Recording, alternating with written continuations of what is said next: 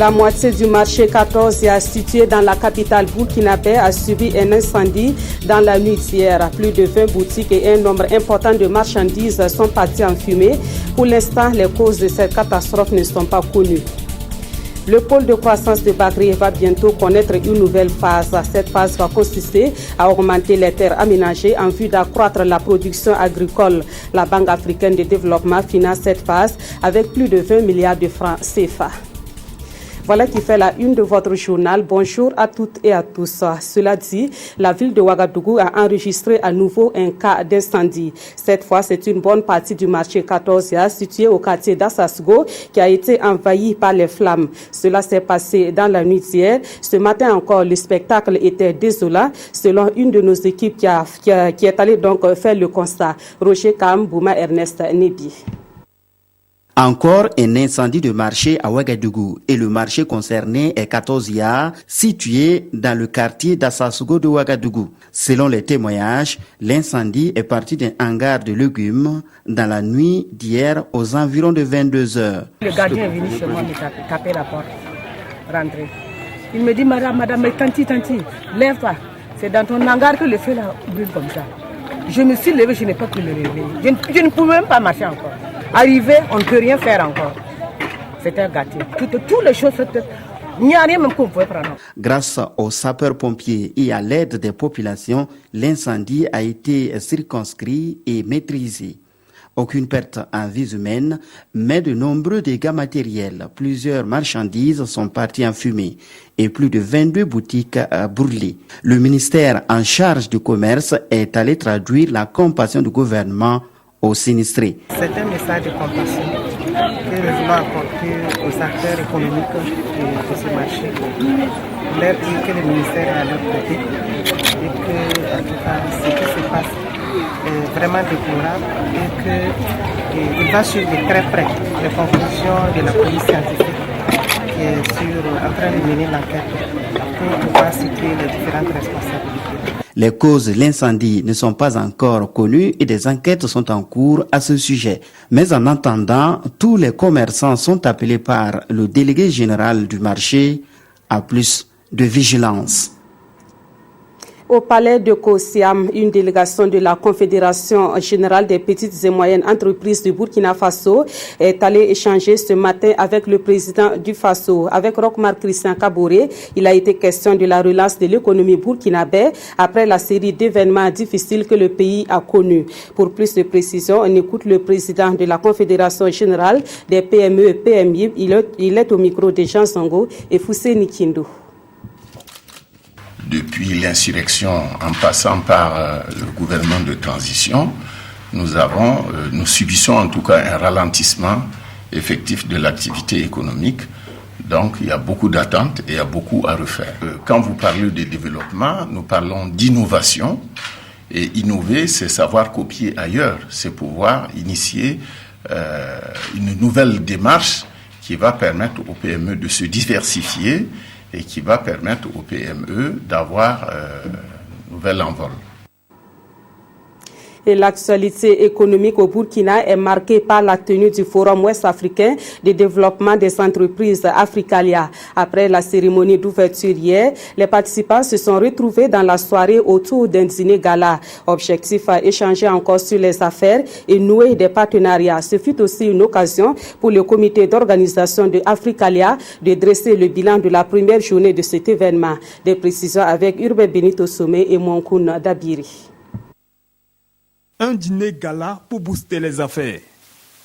Au son de la musique, les hommes d'affaires poursuivent les échanges autour du repas. Ici, l'on ne se contente pas de manger et de boire. À Africalia, chaque occasion est une opportunité offerte aux participants pour nouer des partenariats. Toutes nos entreprises ont pu rencontrer leurs partenaires en affaires. Il y a eu de très très bons contacts et il y a eu des conclusions de contrats qui pourront se finaliser une fois rentrés sur Abidjan. Pour le comité d'organisation, les chiffres enregistrés à mi-parcours augurent d'un bon bilan pour cette édition. Nous pouvons retenir que 87% des contacts que les entreprises ont eus ont été jugés satisfaisants et doivent être poursuivis. 94% des entreprises qui sont à ce forum ont estimé que le forum était aussi bien satisfaisant pour eux, aussi bien sur le plan des contacts qu'ils ont eus, et également sur le niveau de l'organisation générale même du forum.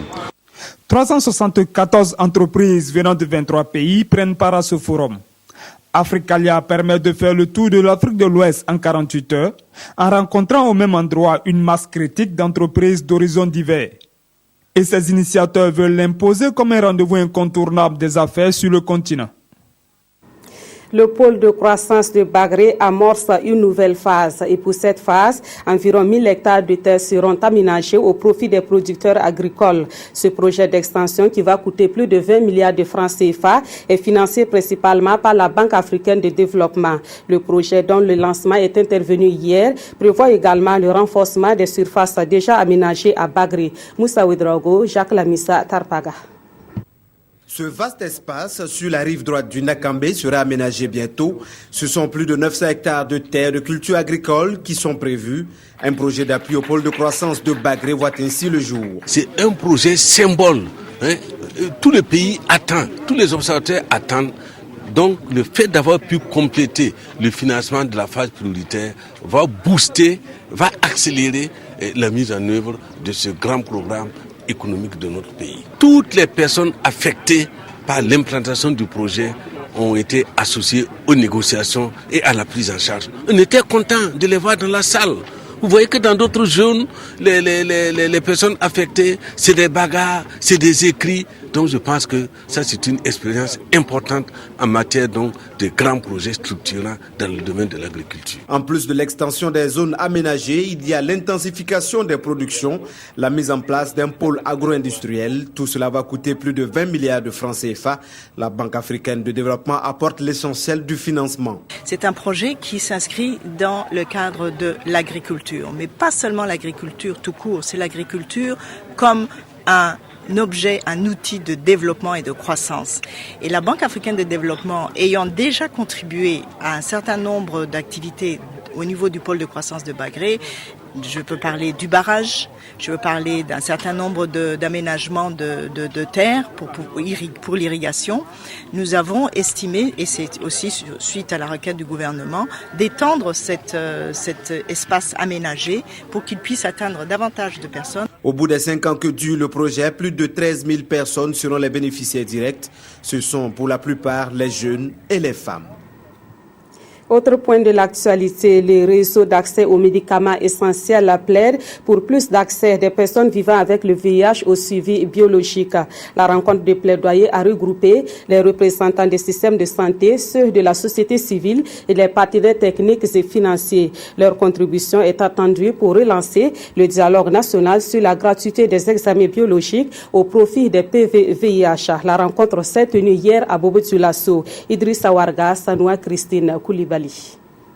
Si depuis janvier 2010, la gratuité des antirétroviraux est une réalité, le suivi biologique lui reste une autre équation à résoudre. Ces dernières années, la plupart des acteurs semblent un peu baisser la garde. Les questions de prise en charge posent un peu problème parce que les financements ne suivent pas tellement.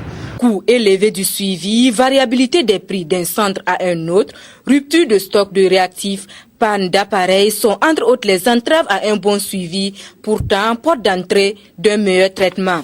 On était vraiment dans un processus de trouver certaines solutions, notamment déjà au moins la gratuité pour les examens spécifiques tels que l'examen de CD4, l'examen de la charge virale, le dépistage. Mais malheureusement, ces initiatives ne sont pas arrivées à bout et comme notre pays a connu certains bouleversements, le processus s'est plus ou moins est bloqué. Nous espérons que cet atelier pourra permettre de relancer effectivement ces éléments pour que déjà la gratuité puisse être confirmée et que nous ayons même de baisse des prix ou bien de la gratuité pour l'ensemble des examens concernant les PV-VIH. C'est donc tout l'enjeu de cette rencontre qui regroupe représentants des systèmes de santé publique, des acteurs de la société civile et des partenaires techniques et financiers. On reste à Bobo-Dioulasso où la période de forte chaleur s'installe progressivement comme un peu partout au Burkina Faso. La période est aussi celle au cours de laquelle les coupures d'électricité sont récurrentes, créant ainsi des désagréments chez les populations. Et pour faire face à cette situation, ces populations vont de plus en plus vers l'énergie solaire. Dans la ville de Sia, les installations solaires sont perçues comme une alternative écologique et rentable sur le long terme. Des détails dans ce dossier d'Idrissa Traoré, Chloé Laloy et Kadou Romenki. Économique et respectueuse de l'environnement, l'énergie solaire tend à se développer au Burkina Faso. L'intensité du soleil en fait la ressource en énergie la plus sûre du pays. Et pourtant, son utilisation n'en est qu'à ses débuts. Les avantages sont nombreux. Pas de facture à honorer à la fin du mois, un approvisionnement en électricité constant qui pallie les coupures de courant effectuées par la Sonabel. Il n'y a pas question de coupure chez nous. Voilà, parce que si le soleil donne un peu seulement, nos batteries sont chargées et nous n'avons pas de problème. Jusqu'à présent, les autorités ne savent pas par quel moyen pouvoir soulager la population. S'ils pouvaient être vraiment regardants et chercher vraiment à amoindrir le coût de l'énergie solaire pour que la population puisse vraiment vivre comme il se doit. Parce que même nos élèves présentement qui sont dans le nouveau loti ici, ils passent par l'énergie solaire pour pouvoir étudier comme il se doit. Donc je pense que ça peut être vraiment la vraie solution pour notre pays. Une solution qui rendrait accessible l'électricité à tous. Panneaux photovoltaïques, forages, installation de châteaux d'eau pour irriguer les cultures. L'offre de produits se diversifie. Mais les coûts de telles installations sont encore un obstacle pour le Burkinabé moyen. L'investissement de départ est souvent trop coûteux, même s'il est vite amorti par la durée de vie de l'objet. Vous allez faire 4 ans, 5 ans, parce qu'elle fonctionne sans pile, ni pétrole, ça ne fume pas, elle est respectueuse de l'environnement. Le matin, vous la déposez au soleil, elle va charger. La nuit, quand vous la mettez en marche, vous avez plus de 10 heures d'autonomie par jour. Mais l'énergie solaire a d'autres utilisations, comme avec ce four solaire qui permet de préparer les repas sans utiliser de combustible. Donc avec cela, vous avez une cuisson naturelle et pure avec le soleil. Au maximum 1h30, le repas est bien cuit et d'une manière naturelle. Donc c'est une solution qui permet de protéger notre environnement parce que nous savons que 99% des femmes utilisent du bois pour faire leur cuisson actuellement même au Burkina. L'utilisation de ces cuiseurs solaires permet de freiner la déforestation et de réduire la pollution atmosphérique. Une solution écologique et durable qui a tout de même un prix et qui reste l'apanage des plus aisés. Hier, à Ouagadougou, le réseau ouest-africain des jeunes leaders pour les Nations Unies a lancé le dialogue politique sur les objectifs de développement durable. L'objectif de cette initiative de Rojani OMD Burkina Faso est d'amener les gouvernants à une meilleure prise en compte des préoccupations des jeunes. Cette structure souhaite également une plus grande implication des jeunes dans la prise de décisions les concernant. Le Rojani OMD Burkina Faso a lancé son dialogue politique en partenariat avec l'ONG African Monitor. Le reportage de Daouda Ouattara et Oumou Sissé. 15 ans pour mettre fin à la pauvreté, à l'inégalité entre les sexes et aussi offrir un travail décent aux jeunes et de l'eau propre aux populations. Ce sont entre autres quelques objectifs mondiaux des ODD, objectifs du développement durable. Réunis dans cette salle, ces jeunes veulent s'approprier le concept des ODD après son lancement en 2015 par les Nations Unies. Les jeunes doivent de façon impérative libérer leur ingéniosité, leur créativité pour créer des emplois, pour créer de la richesse, pour nous permettre de contribuer au renforcement des richesses nationales. L'objectif ultime est atteint, c'est l'engagement de notre gouvernement à écouter la jeunesse, à accepter que la jeunesse soit impliquée dans la mise en œuvre des ODD. Les préoccupations des populations vulnérables, surtout celles des jeunes burkinabés, sont prises en compte déjà par les autorités. Le gouvernement du Burkina Faso, à la suite de ce qui a été fait sous la transition, a pris l'engagement de soutenir cette jeunesse, de soutenir la société civile pour que dans un élan solidaire et dans un élan collectif, nous puissions relever tous les défis. Le réseau ouest-africain des jeunes leaders des Nations Unies, Rojani OMD Burkina Faso, en partenariat avec l'ONG African Monitor, sont là pour porter la voix des jeunes. Et pour la directrice de l'ONG, le temps où les jeunes attendaient tout de leurs gouvernants est dépassé.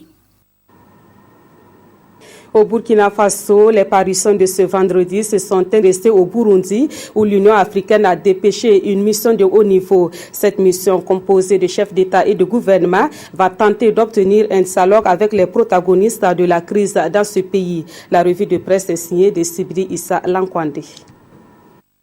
Au Burundi, la crise ne couvre plus. Elle est ouverte entre Nkurunziza et les opposants à son troisième mandat. Bujumbura compte ses morts depuis et la communauté internationale s'enlise presque. Après Ban Ki-moon, c'est l'Union africaine qui y dépêche une délégation de 5 chefs d'État pour inciter les protagonistes à un dialogue inclusif.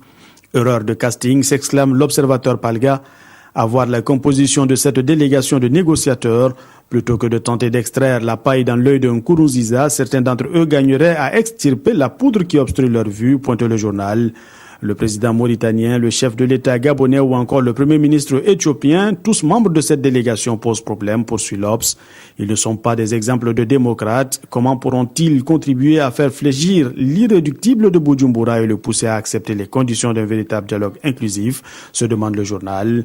À l'évidence, pointe-t-il, il y a eu erreur de casting. Pour aujourd'hui au Faso, il faut arrêter la comédie. Cette délégation n'apportera rien d'autre qu'un sentiment de légitimation pour Nkurunziza qui a condamné à l'exil tous ses farouches opposants. Jacob Zuma et ses camarades ne pourront rencontrer que le pouvoir et la frange molle et modérée de l'opposition, à moins qu'ils ne rejoignent celle radicale en exil. On devine alors aisément, affirme le journal, que cette mission de l'Union africaine ne servira à rien. C'est une mission mort-née, c'est pourquoi la communauté internationale doit arrêter de se relayer aux cheveux de Nkurunziza et les siens, pas se mettre dans la manipulation et la culbute. Il faut donc mettre fin aux chassés-croisés et aux génuflexions à Bujumbura, car l'humiliation n'a que trop duré.